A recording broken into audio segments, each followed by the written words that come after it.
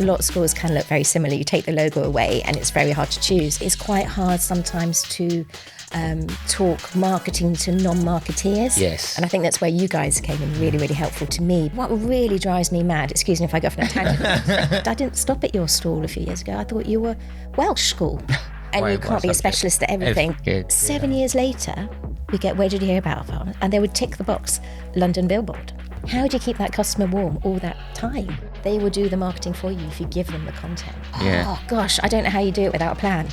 If you're an independent school marketeer looking for tips and advice on how to improve your school marketing, then you're in for a treat, because today we're talking with Sophy Walker, independent school marketing expert and founder and CEO of Marketing for Success.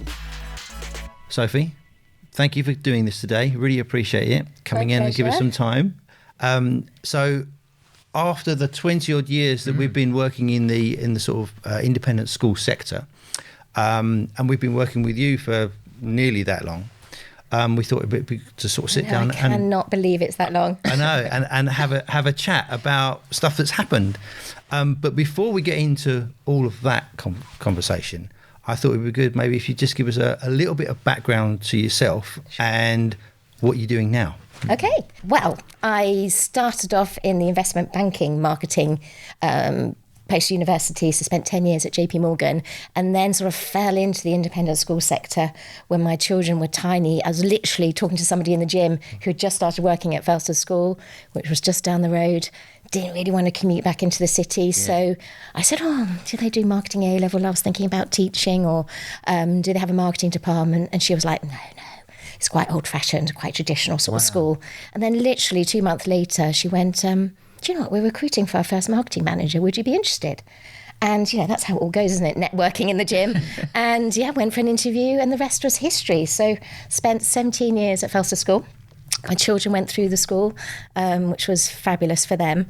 And then sort of 3.5 years ago, I decided I could stay here forever, because it was kind of a bit of a stick of rock. Felsted was through me well and truly.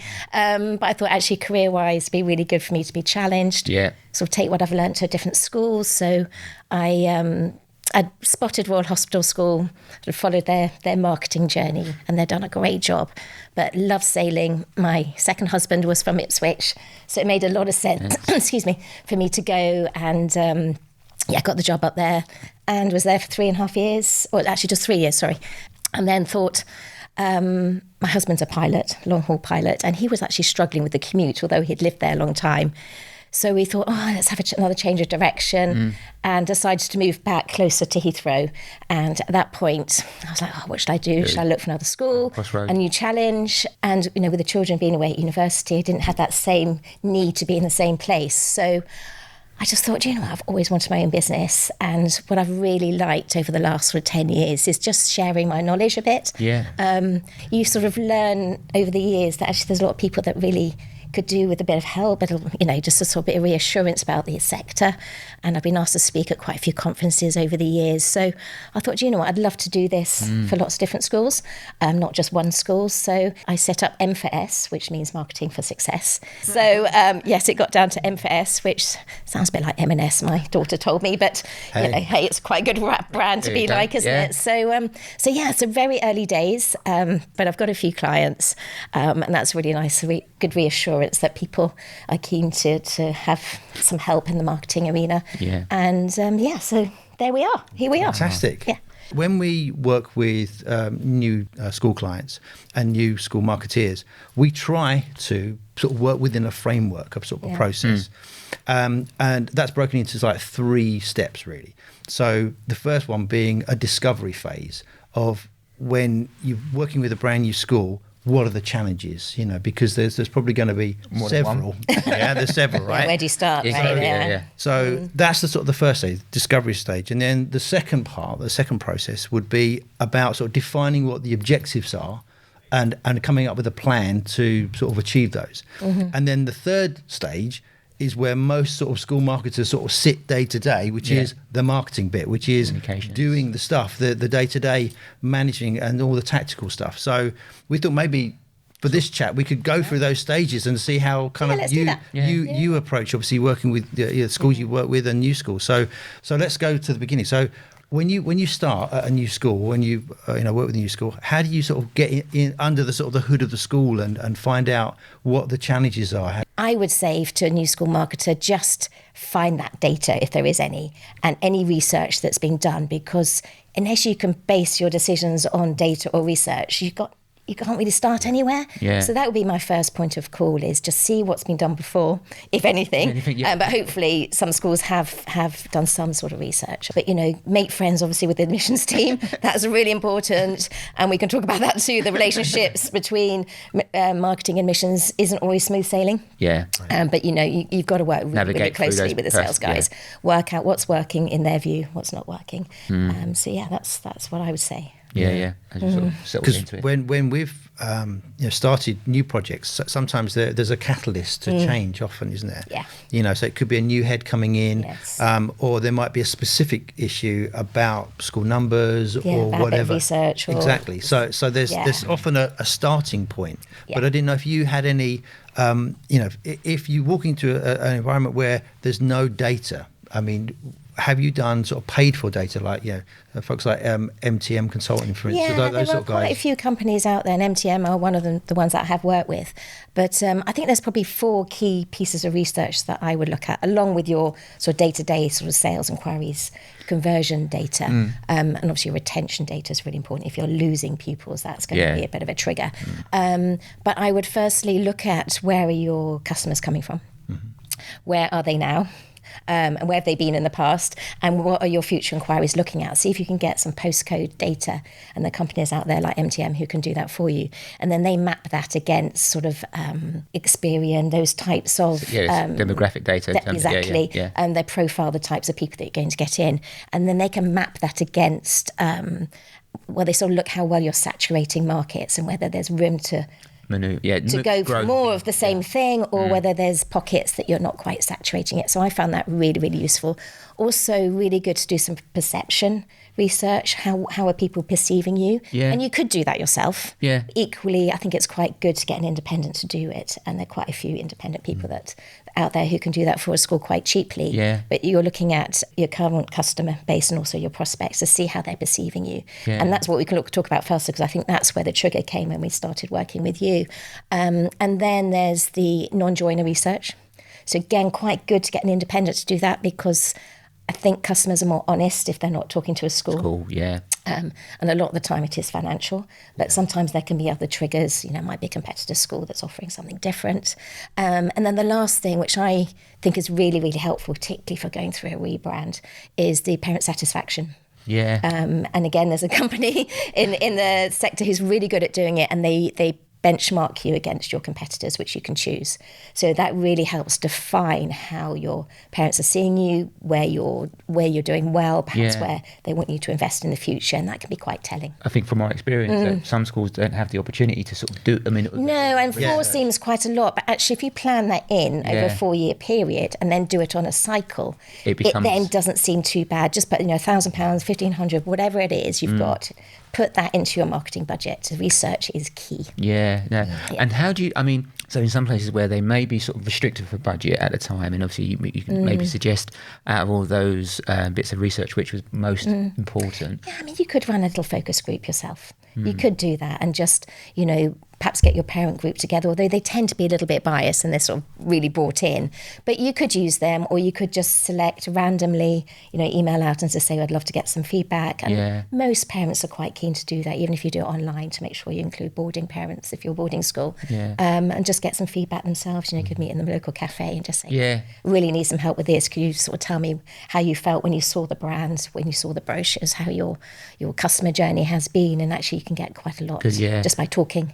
I think there can be a bit of a fear factor. People sit behind their computers, but actually most parents are really, really keen to tell and boast about their journey and perhaps the decisions in making that they went through, because I think a lot of parents, they don't necessarily know the school that they want to go to, they do their research. They do go along quite a few schools. So they've got actually quite a lot of information they can give you about your competitors too. When we've done sort of brand sort of workshops with schools in the past, we've done stuff with parents as well. And often you find those sort of loyalists who you know, they can't tell you enough good stuff about the school, which is great on one level, but I think what's useful is to find the anti-loyalists, the folks that didn't choose to come to the school. And that's where it's really good to listen to your sales team, because they're the ones that are following up with the inquiries, and they're going to be speaking to the non-joiners. And it's really key that if you're not going to do sort of a big piece of research yourself, that you really try and talk to them, say, look, can you really try and find out why? Not just the superficial layer, but just probe a little bit more, you know, what was it about the competitor that they chose, and really try and get that feedback. Yeah. And I think you made a good point, is actually where if it can be done for an independent, because parents and, you know, those will be slightly more open or a bit more, you know, in terms of actually sort of telling their truth, how they truly sort of feel.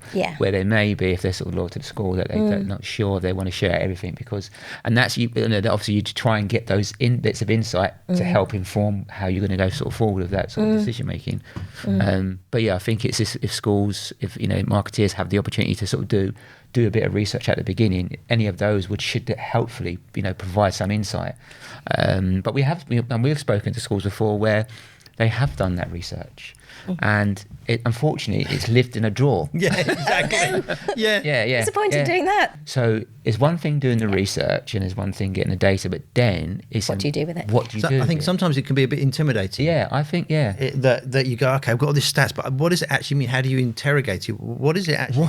What should I do? What should I do with this information? You know, it's sort of that's sort of when you're sort of perhaps a single marketeer in quite a big organisation, and perhaps you're not sitting on SLT, as I wasn't at Felsted. You know, it's quite hard sometimes to talk marketing to non-marketeers. Yes. And I think that's where you guys came in really, really helpful to me, because I'm quite a black and white marketeer. I'm quite sort of data-driven, but you guys are much more creative, I found, about talking about brand and values and that sort of thing. You know, because marketing, you know, it covers a whole spectrum, doesn't it? Wide, and, you know, and you wide can't be a specialist at everything, but that's where I found where you guys came in and you were able to sort of, you know, master the room and say, really talk about the values of the school. And that's where it all really came out. And, you know, we looked at the satisfaction surveys, and we looked at about the adjectives that people were using about the school, and also how they were perceiving us, which wasn't quite how we wanted to be perceived. It wasn't wrong, but it just wasn't quite us. So we wanted to become more authentic, and which you did. So obviously from that data is actually just trying to understand what way. And that's where guys like you come in, and where I can now help people is how to interpret. And interpret it. Because what you mentioned about the senior leadership team, the SLT, obviously from our point of view, we work with those groups, but you mentioned that maybe marketers aren't on that panels, and I think that can be a real problem, because it's, you know, the folks I think that it are has making evolved decisions. quite a bit over the years, but so I think a lot more marketing and sales teams are on senior leadership team, but not always. And often the gender isn't always about the school brand or numbers, as it should be. I think we find that a lot, because I think that unfortunately marketing within the independent school sector really sometimes I think is undervalued in certain schools, and it always very sort of time poor. And also I think that the marketing team have to sort of sell marketing quite hard within the school and its value and its position. Not always, but and I think it is changing. I think, you know, a lot of investment in schools has gone into education of the children. Absolutely, that's our product. But I think schools are now realising that they need to give the tools and invest in the sales and marketing team, so they've got the right tools to be able to do their job well. So I was really fortunate that I was able to buy into a CRM when I was at Royal Hospital School. So that was going to give us the tools to follow the whole sales journey all the way through. So we could interpret our data, we could personalise our comms, you know, and that would make a huge difference to how our customer journey could be. But without that investment, it was very clunky, going back to, you know, one database, another system, and, you know, the tech stack out there is very confusing at the moment, and how they all sync together. It's quite hard coming into the sector, like, where is the perfect system? And it just doesn't exist right now, you know, and how that works with the sales admissions, and then all the way through, you know, your Facebook, you know, all the sort of all stats of it, and data, and then through to the management system that the school are using for day to day, and then into the alumni side of things once they've left. You know, there isn't a system that does it all the way through well. Yeah. They might claim to have it, but there may be a gap in the market there. Please tell me if there is one, because I'd love to know. Please get in touch. You make a really good point, because obviously anyone who's coming new into the industry, anyone who's, if they're going to have that same frustration, and they're going to be, again, their time's going to be limited between looking at that whole customer journey, as well as planning the marketing, as doing the budgeting, as well as everything else. And there are a lot out there, so to have that time to do research into all the suppliers is time consuming. Yeah. But again, but I say sort of valuable to what needs to be done, really. So we mentioned about heads changing. I mean, in your opinion, how important is the head's opinion and views on where the school should be going, and how essential? I mean, and if you're not on the senior leadership team, how does a marketeer sort of get that information? Because it's sort of... Well, I think if you're not a senior leadership team, you're going to have your one-on-ones with your boss, and that does tend to be the head, although it can be the bursar in some situations, or now the coups that are coming in, the chief operating officers, quite a few of those coming into schools. I worked with my first one only recently. But yeah, I mean, gosh, I think I've worked with 9 different heads now over the years, with prep, senior, and at the new school, and you know, they very much are the vision of the school, and you need to slot into their vision. Yes, you can guide and nurture and you know, adapt, but you know, every head worth its weight in gold are going to have that vision for the school, and having their time is really crucial. So I become quite good friends with the head's PA, make sure I get my slot in his diary on a regular basis, or his or her, should I say, on a regular basis. And they often do get bumped. You have to be quite thick-skinned because, you know, a pupil emergency is much more important than talking marketing. But generally, most heads, you know, they enjoy being guided and talked to about, you know, the marketing, because it tends to be quite fun. Obviously, I suppose it's a change of subject for them, isn't it? And something else is, and I think it's seen as a creative aspect as well, isn't it? So, you know, be able to sort of share ideas. And I think we sometimes find that where a new head has come in and they sort of change the school, and I think an existing marketeer may obviously still in place, and then being able to adapt to that change. I think you have to have a lot of energy for a new head, because you know there's going to be change, but that can be really good. It means that, you know, that hopefully there'll be more investment in being able to do a new perspective, or you know, purchase a new system, or do whatever perhaps they've done at their previous school and they really like the way that sort of worked at previous school. So they might come in and say, actually, I worked with these guys before and they work really well. So, you know, I can only think it's a positive thing, but you do need to be ready for it. You do need to have the energy for it. And I imagine there must be times where, you know, a new head's come in and they want to change maybe the branding. And then maybe that, obviously being at marketeer, you've built up this consistency of looking and the feel. So, you know, speaking to other marketeers, if they were at this situation where they feel quite strongly that they don't want to change something, but obviously the head of the vision, how would you sort of navigate that sort of conversation in terms of actually trying to get them to sort of maybe understand what you've built over time? I guess it's all to do with, again, it's the feedback, it's the data that you've got back perhaps from making those changes. Maybe it's time, let's do some research first before we make a radical change. You know, what is working? Perhaps it does need a little tweak, you know, but if you can come armed with some data and some stats on what is working well, I think that would be really helpful. And just bide some time and say, look, can I get this in place just to prove that what we're doing is I believe is the right way to go. And then hopefully it'll save them a lot of money if it is working. But if not, I think you have to be open to change a little bit as well. You know, don't get stuck in your ways, because actually fresh views can be really good, and to listen as well. It's not always perhaps wrong, but perhaps there can be a compromise somewhere. Because, you know, they want to put their own mark on their school as well. So you need to be open to that too. And to being able to navigate that'd be helpful. Again, that just helps with someone who's, I'm sure there'll be, you know, people listen to this or watching it, and they'll also be saying similar situations, and those bits of just having a bit of buy time, and I say having some outside perspective, it also helps, obviously. And if you feel it's really wrong, I think it's important that you speak up. Because you don't want to go down the line and say, well, actually, I didn't think that was right. And they're like, why didn't you tell me? You're the expert. But you know, that's why you're in the job. So I think, you know, you do, perhaps you need to sort of have a bit of confidence and just speak your mind if you really feel strongly about it. Okay, so that's sort of like the discovery phase, the sort of like the sort of understanding the challenges. So the next phase would be sort of deciding on the objectives and what you're going to try and do from a marketing point of view in the sort of the school year, because it's obviously it's shorter than you think, right? I mean, so that's the thing. So how do those you, terms are short. Yeah, those terms are short, they are. right? Yeah. So, and they come up really quick, and all of a sudden it's the end. So how would you sort of say to a new marketer about deciding on what to do?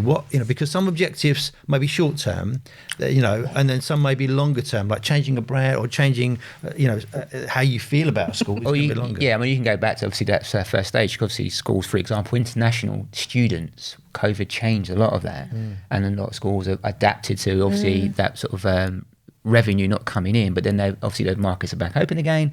Therefore, trying to reach out to those international students has become a sort of priority for some schools. Yeah, and I think it very much depends on the type of school. I've always been in quite a recruiting type school where we're always after more numbers, whereas there are a lot of schools out there who are oversubscribed and perhaps have different challenges. They want to change the mix of the school perhaps, or they want to make it more academic or whatever it might be. But I mean, the marketing strategy has always got to fit into the overall school strategy. And in my experience, often the school strategy is not there, so they're relying on you to deliver the marketing strategy to inform the corporate strategy. But, in theory, yeah, there should be a finance strategy, an HR strategy, a marketing strategy to fit into the overall. Tail wagging the dog, is that we kind of... It can be. Right, okay. Which isn't... that's not uncommon in... No, because ultimately, we're the ones that are closest to the market. We're hearing what's going on. So it is going to steer the dog as such, because it's going to inform the school and what the market is telling them. So no pressure. So it's really important that you're feeding that into the corporate strategy, which is why it's so important that we're at the table when those sort of decisions are made. In terms of timing, if you're coming in, hopefully there will be a plan. There will be a school plan, a 5-year plan, 3-year plan, whatever it is. And then at least you'll be able to understand what the goals are in terms of numbers, in terms of brand and where the school's going. Are they going to be opening schools internationally? Are you talking about a global brand, or are you going to be opening a prep school? So it might be a bit more local, so you've got to pick up on those, the sort of changes that are happening within the school and lock your marketing into that, really. And ultimately, a lot of it's budget based. So if there's a budget in place, you might be limited already. The previous marketing person may have spent it all and left you with nothing, which is really unhelpful. Have you heard that? No, fortunately not. I've always been in a situation where I've always asked for more. Yeah, right. Sometimes I don't spend it all because sometimes it's, you have everything booked in and sometimes things just don't work out. Yeah. Or, but most of the time you do tend to sort of plan it out throughout the year. If you don't use it, then you lose it. Yeah, right? quite often. I mean, this is the thing. Quite often. We get a phone call, quick, do something, marketing. Yes. So, but when you get to that stage, you often have the summer to think, okay, I'll forward bank some campaigns and that sort of thing. But yeah, I would probably, if I was new into the industry, probably, look at what the school objectives are, perhaps do a 3-year marketing plan, because you can't do everything at once. No. So if you haven't got the research in base, get that in line first, and then work on other sort of areas that you really want to grow. I think it's really important. I mean, the longer that we do this, the more this seems to make sense, is that knowing what you can't do is as important as what you can do. Oh gosh, I don't know how you do it without a plan. Yeah. What really drives me mad, excuse me if I go off on a tangent, is the advertising sales guys. They sort of call you up monthly. Oh, we've got a new magazine out. I'm like, I did my plan in the summer. I had this much money for you. Yeah. So why are you telling me about a new product now? I needed to know it then. Oh, well, I was like, so a lot of them get to know me and like, we know you like to plan. You've got your annual plan. Let's get it booked in, locked in, get a good deal. Yeah. I'm not into like each month. Oh, what are we going to do this month? I mean, that just doesn't work. I mean, it's nice to have a little bit of flexibility, a little bit of slush fund if it is a new opportunity and they haven't been able to pre-sell it. But most of the time, you kind of know what you're going to be doing. The sort of the cycles, haven't you? And as you sort of said, going back to that beginning stage, you've sort of done some research. You know who you're targeting possibly, or you know what you're trying to do as a campaign. Therefore, hopefully, that makes it a little bit easier. Yeah, and then once you know your market, you've got to segment your market, and that's how I kind of go about it. I segment my spend pretty much on how I segment the market. So if we want to grow internationally, as an example, then you might put a bit more than you need to initially to try and grow those markets, and then maybe put a 3-year plan into that particular market, for example, and then you know exactly that you're spending in the right way. So perhaps if you're 50-50 day boarding, you might split it that way, or if you are for example, at my last school, we specialised in sailing. So I'd make sure that I put a chunk of my marketing spend into promoting in the sailing sector, for example. So, that's kind of how I go about it on a sort of annual basis. But in terms of sort of bigger sort of projects, you can't do it all at once. If you want to introduce a podcast, factor that into your 3-year plan, because whilst they're great to do and they're really helpful, particularly for families to get to know your school better, they are quite time consuming, getting the right people on board and that sort of thing. But it's another layer to what you're doing. If it's a new website, you've got to factor that in. And that's not something that happens quickly. No. So, or it could be, 101 things that you can do, aren't there? It's just choosing. It's like a sweetie jar, isn't it? Which ones are we going to do this year? And social media, for example, that itself is another whole area. Yes. Do you start a new channel or not? For example. Well, and how do you manage jumping ahead now? That's the third phase. Well, sorry. Oh, yes. I'm coming back. Right, we're still on strategy at the moment. Okay, strategy. Yeah, coming back. Think strategy. See, as marketers, we're so excited about the new toys, shiny new toys. I know, you're right, and it's very easy to talk tactical, isn't it? But you've got to stick to your strategy, and if you have that nailed, then it really helps you then choose. Because what you said was really interesting, obviously, with the Royal Hospital School, is that the association with sailing, because that obviously is kind of like the discovery phase. Obviously, that's their big thing, and that you can't ignore that, and you amplify that to make that school. As a lot of people quote, a lot of schools can look very similar. You take the logo away and it's very hard to choose. Yes. So when you go to a school that has something really special, they had naval links, they had the sailing and amazing music, which a lot of schools do, but you've got to, as you say, really try and amplify that and make the most of that. So any market that we went to overseas, sailing is like your first point of call. You're always going to have a friend in the sailing club. So, that's where you start building your families from. So it's, whether you're a golf school or whatever, it's really helpful to have those sort of USPs. I mean, obviously that's an obvious thing, you could say, but there may be things that are less obvious that I think as marketeers, almost that you've got to find them. And if and I think when you're recruiting school, it's so easy. You don't want to, what happens if they don't sail? We don't want to ignore the rest of the market. So you're trying to keep the whole market happy. And then when you're doing that, you're forgetting about your USPs. So it's finding that balance between being attractive to those that perhaps aren't into Navy or Armed Forces, might find that a bit of a Marmite product, but equally some absolutely love it and love the values that brings. So I think what this comes down to is almost as part of the strategy is saying, as you mentioned, if you think about school brand iconography and brand codes, almost every school has a shield, right? So there's a sort of a level playing field, but for us, it's not about being different; it's about being distinctive. Yes, because the base level of stuff is you're going to find stuff that's very, very similar. Common. So you need to find, like with sailing or like Felsted, or something that's like,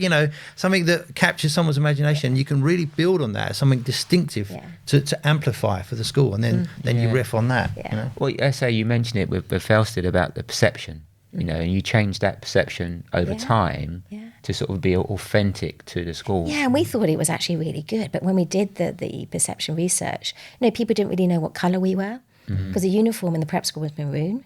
Our senior school was navy. Our shield was bright red and gold. Yes. What colour are we? And then we had our motto, which was Garde Foy. And when I was travelling quite a bit into new markets, a parent sort of came up to me a few years later. She goes, "I didn't stop at your stall a few years ago. I thought you were Welsh school." And actually it's all French language. But, that's when we said to you, look, we love our motto. Mottos are really important to schools. And, it is the founding sort of, keep the faith is goes through every child who went through Felsted. But it wasn't helping us from a marketing perspective. So I think when we sort of raised it, everyone was like, "Oh, no, we can't drop the motto." But it's still being used. It's still there. It's still part of the brand. It's still in the brochure. But we don't use it on our logo, for example. And it was just refreshing and modernising how people were perceiving us. And then we worked quite hard at our colours, bringing in a sort of a new colour and a new image and new sort of values. We updated the values, which were quite old-fashioned. We didn't change the school, but it was very much, okay, how can we embed these values in everything that we do? And, we came up with the Felsted Family hashtag, which we then started using in social media, and all the other values that kind of really helped structure everything that they were doing on SLT. Yeah. And I remember one of them, do you remember fun? How we debated over the value of fun.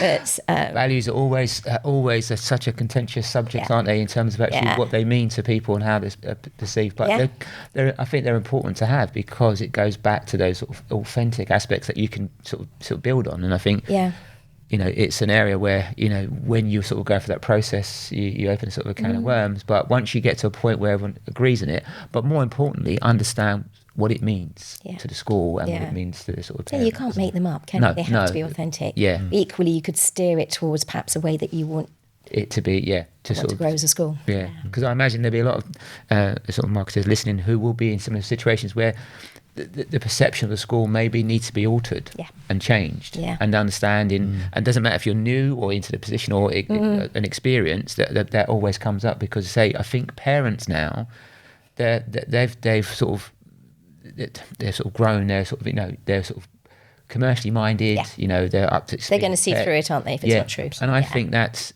maybe the shift is actually parents sort of buy brand a bit more. And schools don't necessarily see themselves as a brand. Commercially, the marketing team may, because I think that's what they buy into, their experience, and part of that is schools got to live it, haven't they? Yeah, and it's then once you understand who you are, as you sort of said, then you can actually then communicate that, which hopefully has resonates to, and I think, as you say, it's important. It doesn't need to resonate to everybody, to a core audience. So. We touched on some really good stuff there. We might circle back to some of that. But one of the things I was going to mention, we touched on it earlier, is budgets. Yeah. Right? Now, I think you wrote a blog post recently about budgets. Did you read it? Of course we've read it. Well, did you not expect anyone to read your blog post? You never know. I am tracking the links back to my website, of course, but no, you never know if someone's just read the first line, do you? Yeah. I thought it was really interesting. I wondered whether you might just want to just speak a little bit about that, because obviously from us, as agents working with the school sector, we kind of knew a little bit about that, but the amount of planning. Did I tell all the secrets? Did I? Well, I mean the fact that you're planning in sort of like in February, sort of March. I know. Yeah. Right. Did you not realise it was that early? Well, we sort of did. Sometimes, but. From our perspective, when it comes to budgets, we're on the opposite side. So we're always sort of having to navigate and negotiate, so you're not sort of sure when people. And you don't know how people are doing it either. No. I mean, I can only speak from my experience as someone who's probably been in it for a bit longer than some. Is I've just got into that routine, and almost when February comes, like, oh no, it's budget time, because you've got to actually analyse a lot of what you're doing, which you should be doing. It's a really good discipline. So that's when you need to assess, is what I'm doing working, and are we going to be doing it again, or are we going to phase it out? How for someone listening, how easy is to do that, or how would you? It is quite hard, and it can be quite isolating, because ultimately, a marketeer doesn't have anyone else really to talk to. They might be lucky to have someone on the governing board who might come, have their own agency or something like that. But I think the challenge for a marketeer in schools is, and it probably in every industry, there's always more that you can do, and you can be really creative, and I want that, but you can't afford it. So, I always put in for more. Of course. Then I always have a chat with the person, what's it looking like, because they'll either go, right, we're having a big freeze, as I've had in quite a few years, 5% off everyone's budget. Sure. Or they'll go, actually, no, marketing is really important. So that's why it's quite good to have a really good relationship with the person. If you've got a quite commercial person, that's quite helpful. They realise that actually that's not what you cut at times when times are hard. But they'll say, okay, no, we know the inflation is going to be X. Yeah. So you're going to automatically put 5% on, because your suppliers are going to be telling you in 6 months' time we sign a new contract. Oh, there's a 4% increase. Oh, shoot, I haven't budgeted for that. So that's really important. But just try and really argue your case. If you want to really bring something in, it's probably, you really have to argue, your case, because often you're not at the governor's meeting where they're deciding the budgets. So you need someone representing you in those meetings, and often it's the bursar. So if you're going to be putting 10% on your budget, say an extra 6%, say above inflation, you need to argue your point and what impact it's going to have.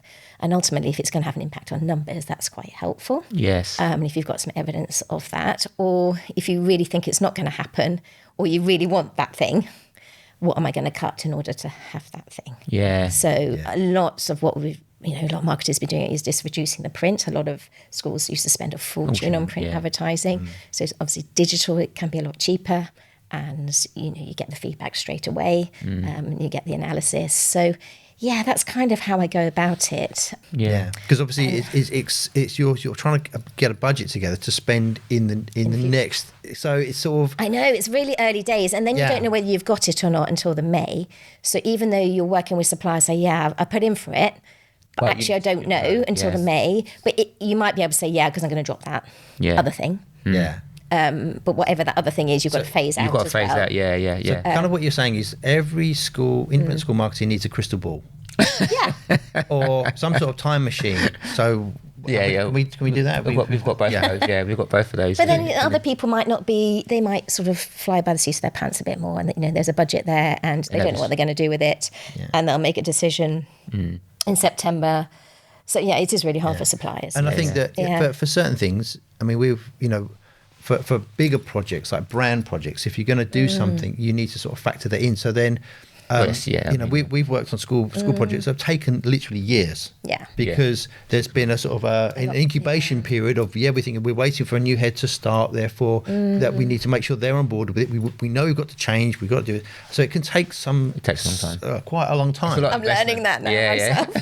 Yeah. I mean, and that's the thing. It can take a long time. You've got to be patient, really, to see. And a lot of them are nice to haves, aren't they? You know, they think as long as people are turning up to the open days and that sort of thing, we're fine. But actually, if you don't invest in your brand, then you're going to get behind the curve. Particularly as competitors are working hard at it. So is there a budget top tip that you would share? I mean, I think I've pulled one. Obviously, sort of buddy up to the bursar. Buddy up to the bursar. Big time. Obviously, have the head on board as well. Yes, I think going back to the beginning, having some data. Yeah. And if that supplier can help you with that, say, look, we did it with this school, it really made a difference to X, in changing the perception or, increasing numbers or whatever it might be, then that's really, really helpful if you're trying to get that extra budget. And obviously, from where you are now with Marketing for Success, you're in a good position to help potentially new schools with things like this, with the mentoring in terms of like if someone. And how much should your budget be? Every school differs as well. This is the thing. And there is also made up of different things. Does it include your staffing? Does it include, the catering at events, for example? Because that can take up a lot of budget these days. So, when you're comparing budgets, you're not often comparing apples with apples. It's so when people ask me, wow, you've got so much budget. Yeah. I worked at it for years to try and get it to where it was. But it includes things like catering and open day and that sort of thing. So it's a tricky. And then you've got that thing about outsourcing or getting an extra pair of hands, for example. That's another interesting. Right, so with build a marketing team of folks that can do some of the stuff internally, some video and that sort of stuff, digital social media, advertising, right? Or there's a tipping point. I imagine there's a tipping point. Yeah. So at Felsted, I was lucky there was a core 3 of us who did pretty much everything, but we did outsource for some brand expertise and some SEO. Apparently, you used a really good agency called Restless. Can't remember their name. As a marketeer in schools, you've got to be pretty multi-skilled, but you can't be an expert at everything. But you'll always have your one thing that you're really good at. So for me, I like copywriting, so I don't need anyone to write copy or that sort of thing, and I can change a website. But I'm not particularly good at graphic design. I'm not very good on the branding side of things, although I think I'm getting a bit better with experience. But, and I can't be a specialist in, the digital advertising space and, what's working with the remarketing. I just get... Well, you can't. I mean, it almost sounds like an agency. So I will work, and I work them really hard.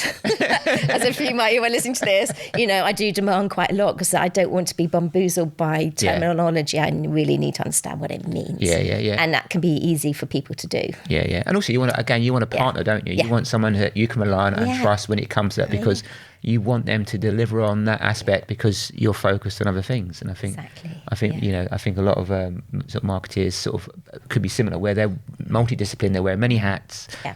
And obviously their budget is restricted to some point, and obviously they've got to choose. And if they've got a junior in the team who perhaps is certainly good at one thing but not another, you just got to work out where you need to buy in that expertise throughout the year. No, I think the takeaway I'm getting here is that there's no school that is the same as another school. So it's that data that's really, really important, and looking and not assuming just because it's worked somewhere, it's going to work somewhere else. And obviously that, you've got to look at all of those avenues in terms of the budget stuff. But maybe, you know, if we're obviously talking about sort of the planning stage, are there sort of key points in your planning that, you know, are sort of maybe a common thread that might be, you know, that other marketeers may be doing or not doing, you know, that you've done over the years, there's always been those sort of not milestones, but maybe frameworks or maybe things that you're looking at. So, for example, if it's opening mornings, you know, you build a strategy around that. Yeah, and you always kind of know when they're going to be. You might be making a few tweaks on what they look like in terms of content, or you might be breaking them down into smaller events. But yeah, try and get that locked in early. So I think a lot of the planning is 6 months ahead. So you've got your academic year, you've got your September to August. So you really got to have it nailed, what's happening in that recruitment year, probably, well, by May. Because you're going to start advertising May for September. You need to have everything locked in terms of, you know, we're talking tactical now, but say you're going to have a road sign, you know, a billboard, you know, you're not going to get a good space unless you booked it in early, right? Or a good price, or, you know, whether it's going to be, you know, going to an international fair or booking in with agents, you know, you've got to plan early to get good price, but also be competitive, so price-wise. Everyone knows what they're doing. The sales team know what they're doing. They know what they're selling. They know what they're encouraging parents to come to. If they're sort of talking to a customer in July and you don't know when your next open morning is, I mean, so, you know, you've got to work ahead. You've got to be good at planning. And then everyone knows what they're doing.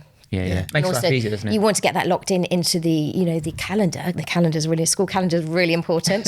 So whoever runs the school calendar, you need to have a good relationship with, because if it's not on the calendar, it's not happening for that term ahead. Wow. So, yeah, and it's much easier now. It's digital because it can be changed. But when it was print, only a few years ago, if it wasn't in the printed calendar, you're not having an open day on that day. So, it's... So it sounds to me that you have to have friends in many different departments. Yeah, but that's great. You know, you do have relationships with lots of different people, you know, whether it's, you know, product head or whether it's, you know, your prep school leads or your head of sport, music, you know, it's... Yeah, you're not isolated in that sense because you have so much content and you need to have really strong relationships with people in order to get the content that you need to sell the school. Yeah. So it's, you have to be quite a good communicator. Yeah. So that's all helps. Again, as it sounds, you know, the process of making time to create that plan is really important. Yeah, and often you think, oh, God, I don't want to worry about it now. It's only February. But when you've got that budget that's got to go in, you can't leave it to the last minute because you've got to get prices, you've got to get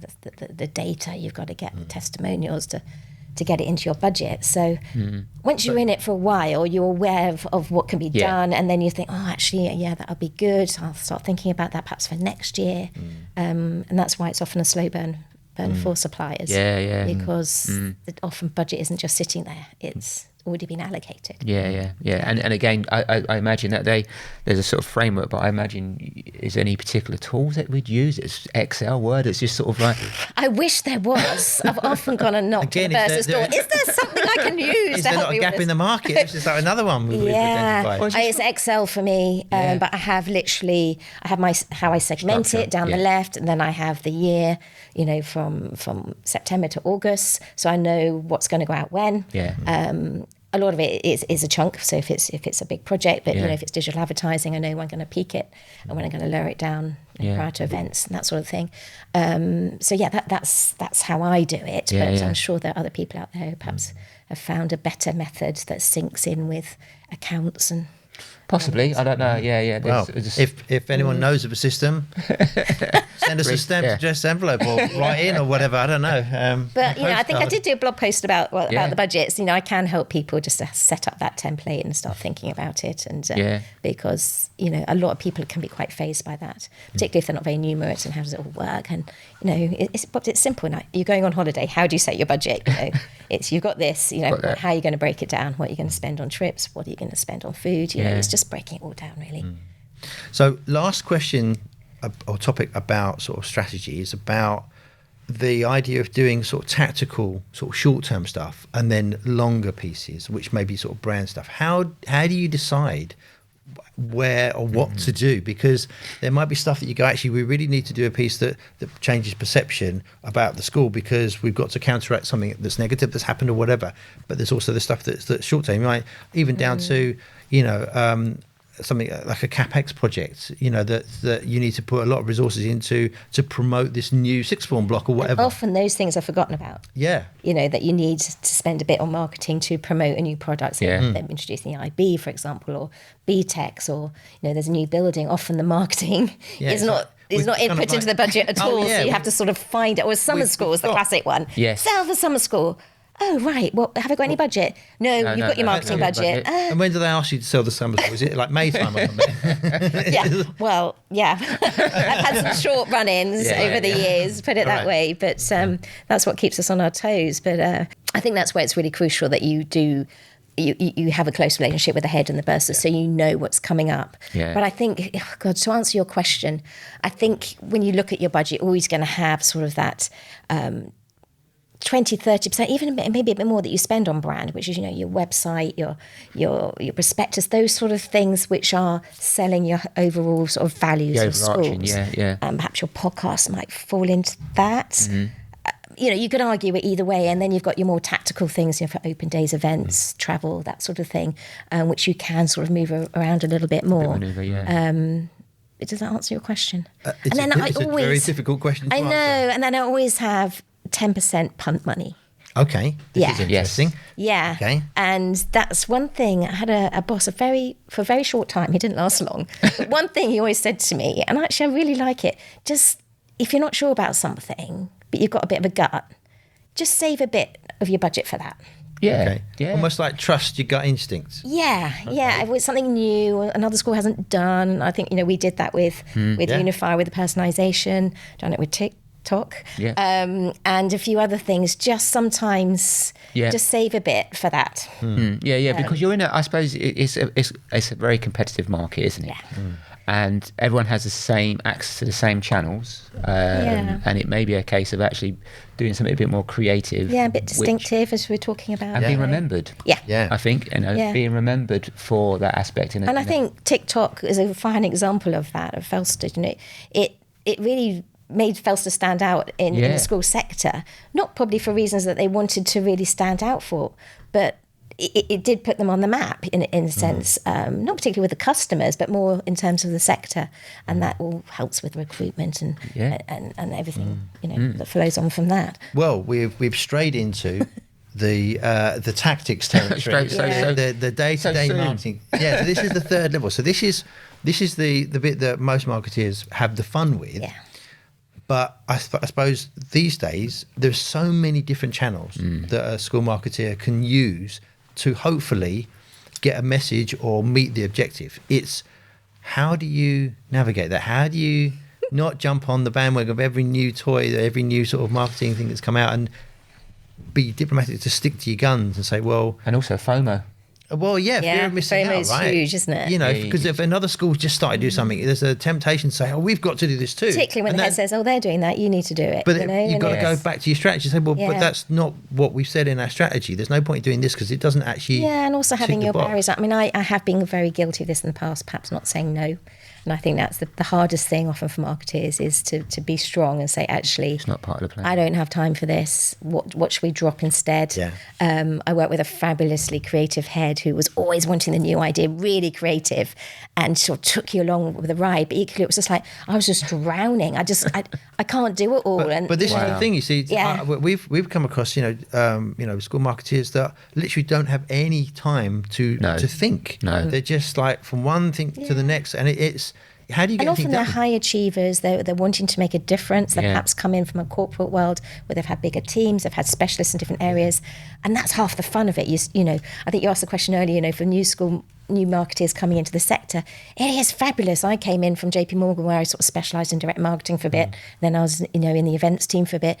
But in school marketing, you're doing it all, which is great fun, and you get the whole spectrum. But equally, where do you spend your time in the day? Yeah. So the last few years, I got quite disciplined at sort of sectioning out my day.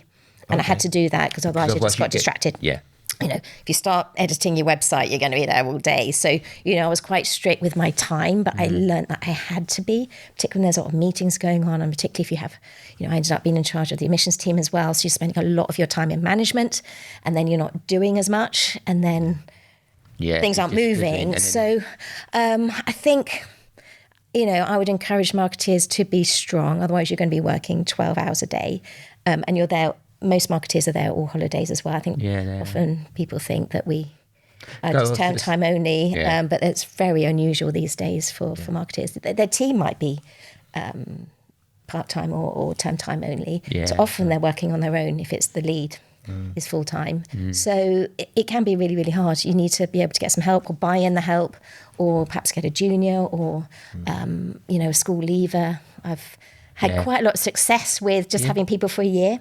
They've come out, grads who just want to learn about marketing, and it's a great place to learn because you're doing everything. I've had one that's gone to work in sports marketing, one to go work for Google. So, and I'm really proud of that because you're sort of giving back, and you're really training people to come up within the industry, but equally, they're quite cheap labour as well. So, but they're quick, they're digital, they're fast learners, amazing. And often they know the school, particularly if they've been to the same school. That can be really helpful. So they kind of get the idea and the ethos as well. They got the values of it, and exactly. So that was one thing that when I really needed resource, my head was like, well, we've got no money, but actually, often if it's a boarding school as well, they can live on site, which they find quite helpful.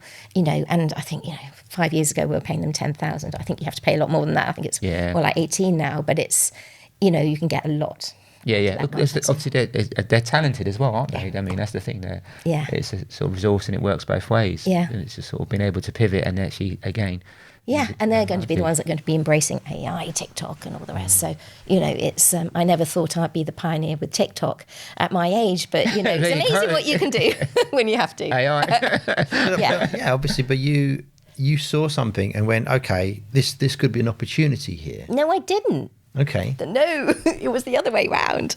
I'm going to correct you here, Lawrence. So my prep head said to me, Sophie, I've had two parents in fact, come to me and they don't like what they see about the school on TikTok. It was the other way round. Right. Okay. I didn't want to touch it with a barge pole, Lawrence. You don't, so that might be the perception. That, so they said, Sophie, can you look into it? So I got my account on TikTok, went on there. I was like, oh, okay, I get it. The children were managing our brand. The senior school children, they were to rap songs, swear words, on the chairs in the common room. To take control of it. Yeah, so it was like, so we'd talk to the heads and it's not something that we really want to be doing on a day-to-day basis because we haven't got time. Who's going to track it? Who's going to monitor it?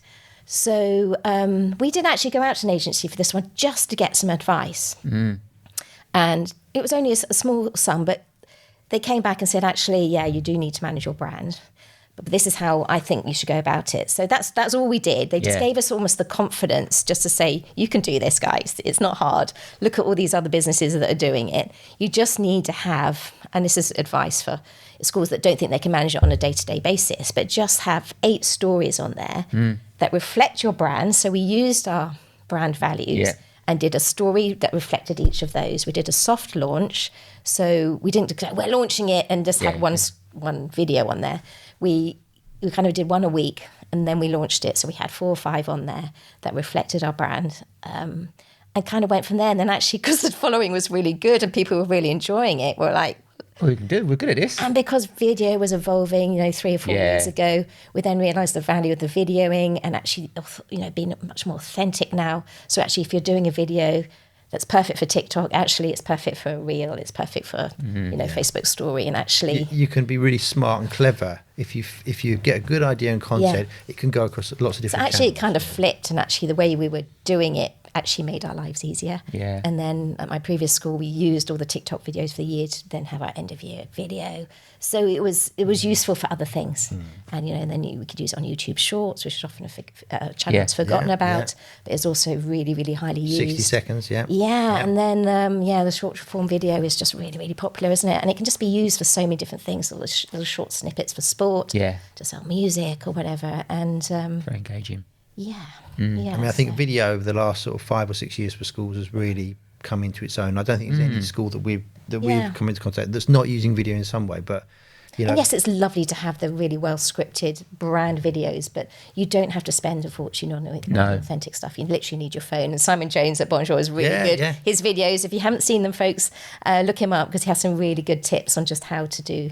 How to shoot them. Yeah. And again, because sometimes you don't have the resources the budget to go outside. You need to sort of sometimes use the equipment that you've got. And that's where the graduates come in really useful because they know the school. They're quite confident. They'll go out and they're happy to go down onto the sports field and get some clips and go to the music events. I mean, I've been to quite a few in my time as well, and I actually lived on site at my last school, so there was no excuse to go out and get the content because it was literally out my window. Something's happening. The thing with the school is something's happening almost on an hourly basis that's filmable. That's great content.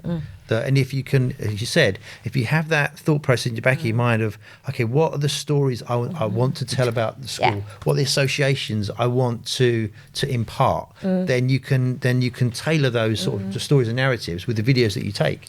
But I think, as you sort of said, it's the school knowing exactly the story they want to convey or that authenticity again. And that's where getting to know the staff is really helpful as well because they're going to give you the golden nuggets of what's going on that they can either film themselves for you or give you a call and say, I think you need to come down this afternoon, we're doing something quite special. And again, I suppose, sort of going back to tactics, you have to navigate the stuff which is going to be for the students, which may or may not be seen by the parents, and then the stuff that need to be seen by the parents.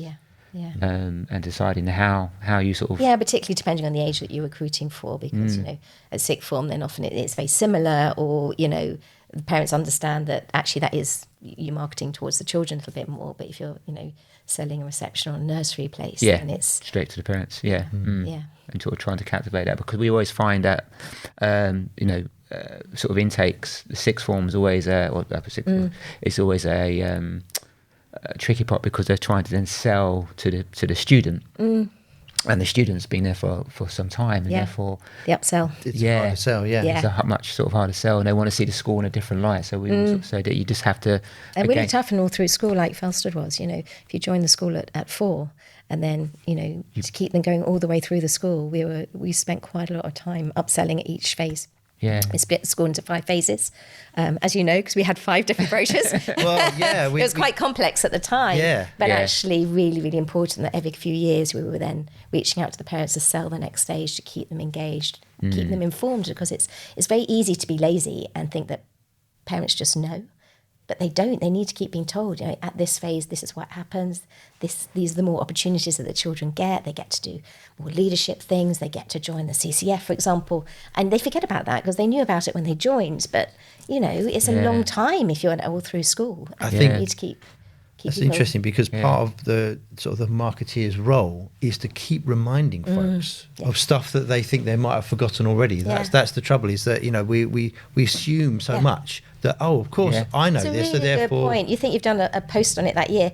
Well, no, you need to do 10 posts about it. Exactly. They might not have seen it in the newsletter, or they might not have seen that post, but just a different angle on it, or a different, I don't think there's too much harm in repeating. Absolutely the not. And then they'll do the job for you. They're such good advocates of the school. They will go and tell people, oh, did you see that post last week about that girl who really achieved in that area? And they will do the marketing for you if you give them the content. I know the project that we did together back in 2017, it was a long time ago now, but I mean, what's good is that the foundations that we put in place and came up with are still being used today, and that's really, and I think that's what it's really satisfying for us to see when you get it right, and you can build on it, you can change it, you can evolve it, but the core foundations and simplifying it is often what happened. We've come across so many schools that have got so much that they've developed over the years. And that's a challenge, isn't it? Is simplifying it. It's taking stuff away and going, right, what don't you need, and how can you be simpler and clearer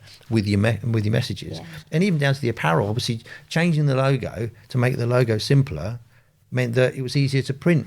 So I mean, there's often these projects, they start with a fundamental challenge of, if we can make our life easier here, and then it snowballs into a bigger project. Don't get me wrong, I mean, that was a big sticking point, because when you're changing a logo, but it's everywhere. It's on your school signage, it's on the car parks, it's on the sports kit, it's everywhere, and you think, whoa, we can't afford to change all that at once. But that's where you need to to phase it in over time, because things do need replacing over time, but it's not being fearful of that. There is going to be a mucky few years where you're going to have, logos a little bit out of sync, but as long as you follow the planning for it, it will soon.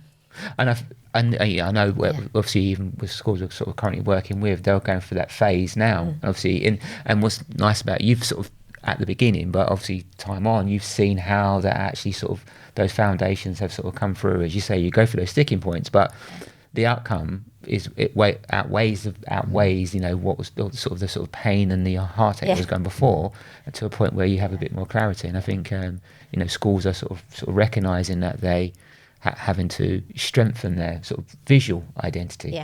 It's so important. In such a sort of competitive. So important, particularly when you're overseas and you've got the language barrier as well. It's really important that your school stands out. So, I mean, in terms of tactics, in terms of the channels that a marketeer can use, obviously we've worked with schools where they've been really, really focused on almost just using social stuff and forgetting almost the traditional print and out of home stuff. How do you sort of see it now in terms of, is there a balance that you need to strike between doing stuff that you can get feedback on? I mean, because social media is great in that. You can say, how many impressions, how many, but chasing likes is always a really difficult one. But not everyone's on social media even now. Yeah. So I think, it is great and it's easy to do, isn't it? You can. It's accessible, isn't it? And there's so much content within the school. You can, we could do 2 or 3 posts a day, but we've actually scaled it back a bit because just of time. But, newsletters are quite important, I would say, of getting the right messaging across, giving parents the content that they need for upselling, for retention. I think it's really important. But I think the physical side of things still has a place. I think particularly if you're looking into new markets, how are you going to get people to follow you on social? You've got to have some sort of trigger, haven't you? So whether it's a billboard or it's in the gym or, editorial in a magazine, I think it still has its place. Those sort of endorsements, whether it's an award you want to shout about. I think there are lots of other channels that you shouldn't be ignoring. Yeah, because it's easy to fall into that trap, isn't it? And as you say, it's social is accessible, it's cost effective, and I think that easy to do. And also then it has the outcome of measuring the results. But I think the problem sometimes lays is, again, we're in a commercial, a competitive market space, and therefore everybody and everyone is on social media, and it's just then trying to come up with something. I've dabbled with Sky ads and which can be really targeted actually, but can be quite expensive because you've got to have that quite good, it has to be really good quality, and it's not your authentic TikTok video. It's got to be of a good enough quality. There's a right move, which again can be really, really targeted if you're in an area where a lot of people are moving towards. There's so many things out there that are up and coming as well. But if you were asked, in terms of actually, I've got a limited budget and I'm trying to get more people to my opening mornings, what channel should I use? I think your website is key. Website is your centre for everything, isn't it? So you get your website right and spend quite a bit of time making sure the key pages, your landing pages are right. Because even if you're doing well on the social, you always want to feed them back to your website, whether it's an open day or an event that's coming up or, whether there's a new product or a new area. So, I would invest time in your website. But, it depends what you're doing with. If you are looking to saturate a market or go into a new area, then I think, out of home, whether it's a train station or whether it's, on buses in a certain area, just to get your name out there, I think it still has a lot of value. I think it's nice that you mentioned about out of home, because for sometimes the problem is that sort of marketers is valuing out of home because you can't measure it as such. But you can You can put QR codes and that sort of thing on, which I think more and more people are using. But when we did quite a big out of home campaign, didn't we, in London? Where do you go in London? We spent a long time, or you did, trying to source the right positions in the right areas. But you'd be surprised in the boxes that people tick when they inquire. We didn't run it for a long time. It was a 2-month campaign. This was probably 7 years ago in Canary Wharf and on a couple of the tube lines. 7 years later, we get, where did you hear about it? And they would tick the box, London billboard. Wow.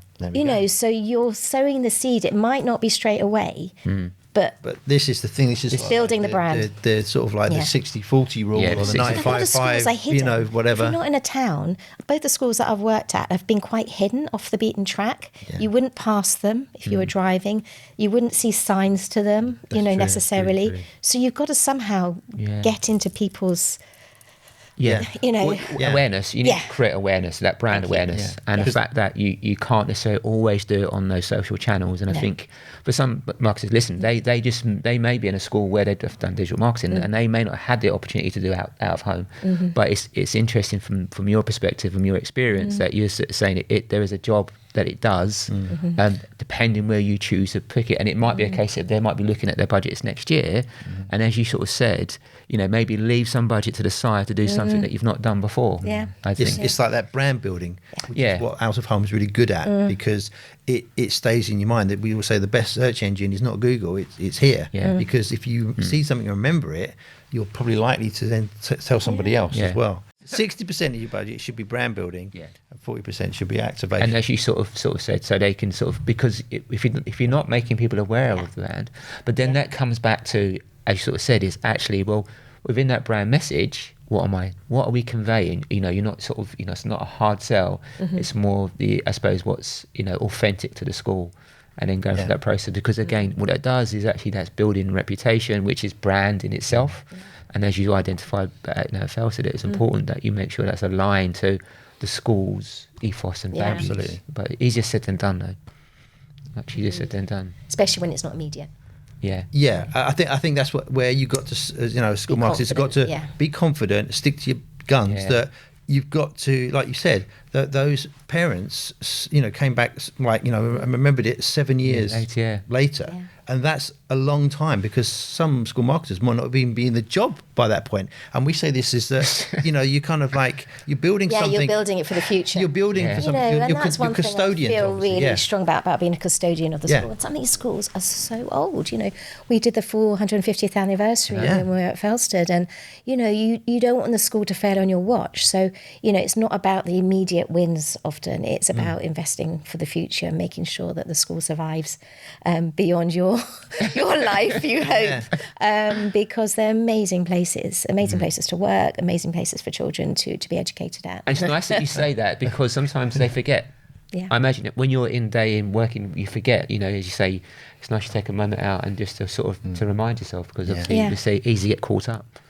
What we find is that the more we invest in the brand, the more we are desensitized to price and commit, and the fact that we're going to commit to it. No, you're absolutely right. I mean, there is no magic wand, but if you're going to get the basics right, get the brand strong, if there's parents comparing schools and perhaps you're a little bit more expensive, but your brand's strong, your messaging is strong, they know exactly what they're buying into, and there's that sort of trust in the brand. And it's emotional. And it's emotional. What you're trying to do is impart that emotion that's in the school through the communications that you do, because that's what people buy on. They it's this sort of, system 1 versus system 2 kind of brain. You buy on emotion, don't you? You walk into, I mean, we've been, our children are old enough, they've been through the school systems. We were sold the dream when on going around the parents' evening and the open days, weren't we? In terms of the school, the students are some of the best advocates for the school.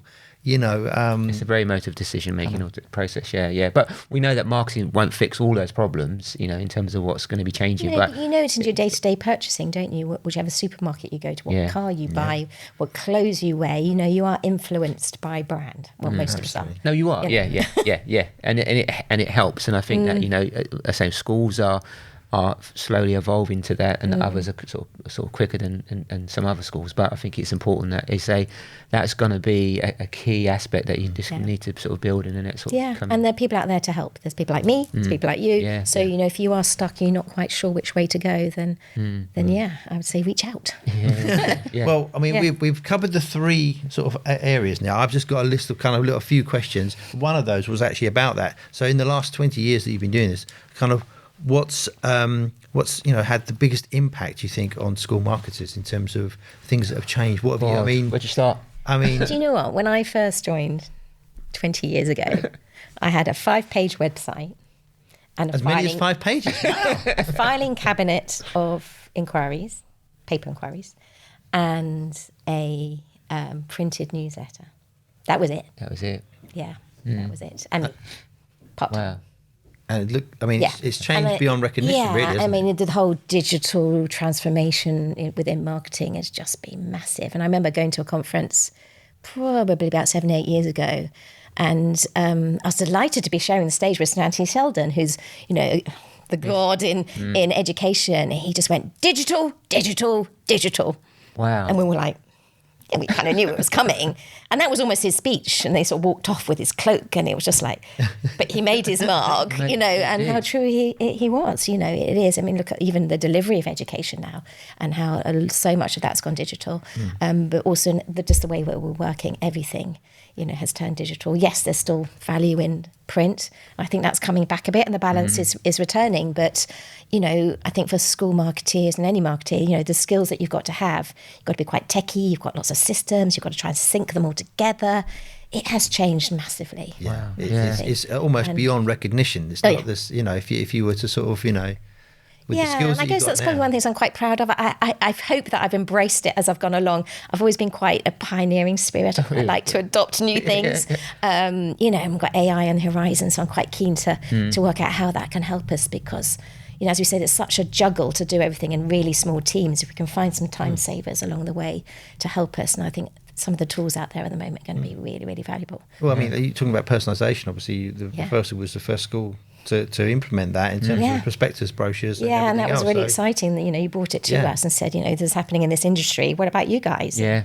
I remember actually the head was really taken by it in particular at the time, and it was like, yeah, let's do it, you know. And actually so many schools have adopted that approach, but it's not just in the prospectuses, it's gone all the way through. And now there's sort of you know, personalised web pages for people and families. So it again, that's evolving now as well, isn't it? It's not just the first. No, it's not, exactly. That's sort of that. Again, it goes sort of the personalisation, or the aspect of being personal. You know, the fact that it's that building the experience again, isn't it? Yeah, I understand it. Yeah, it's so important for every family. Every family is looking for something different, so you can't put them in a box. No. So if you were talking to a new school marketer that's just joined a school, what would be your one piece of advice?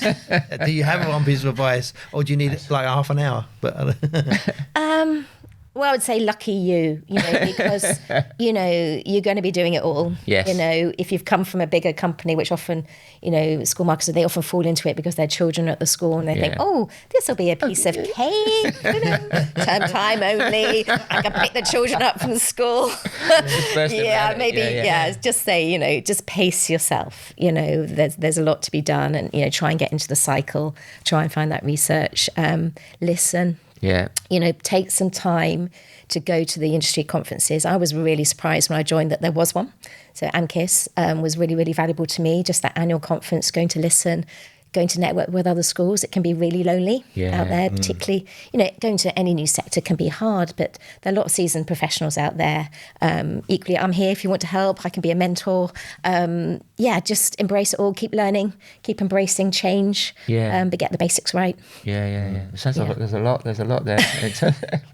But it's fun, you know. It'll never be a dull day. Exactly, and ultimately, you're working with children, which, you know, is a really fun places. And actually, the teachers are amazing. They're doing amazing things in the classroom and outside the classroom, and, you know, embrace that as well, because you can have a lot of fun along the way. I think that's really important, actually, having fun in doing what you're doing, because it is stressful, it is pressured, but you've got to sort of, and I think what you said, there's so much that can be done. You've got to then be strong to say, no, I can't do this. We're going to stick to the plan, because the pressure to do everything is overwhelming, I think, sometimes for school marketeers. And I think I've probably been a bit guilty of that, not having enough fun. Actually, go on that school trip, get some really good footage, you know, and actually just treat your team to that every now and again. Right, which one do you want to do this term? You know, just make sure, it is really important. It can get very intense at times. Well, I think having that plan really, I mean, it seems that there's sort of it's really good to have that discipline, because then you know you can say no. Because we agreed this for this year. Exactly. And we're not going to do that till next year. Let's talk about the relationship between marketing and admissions, and how that sort of role works together in some cases, or is separate. Yeah. And I think that really differs across lots of different schools. Some schools are working in quite tricky buildings where you might have, the registrar or the sales people, the admissions people, they're called lots of different things in schools. Yeah. They might be near reception in a little office where they're, easily accessible to meet families coming in, but you might have the marketing team sort of sat somewhere else, perhaps within the school, with an easy access of events. So I think it can be really challenging if you are separated.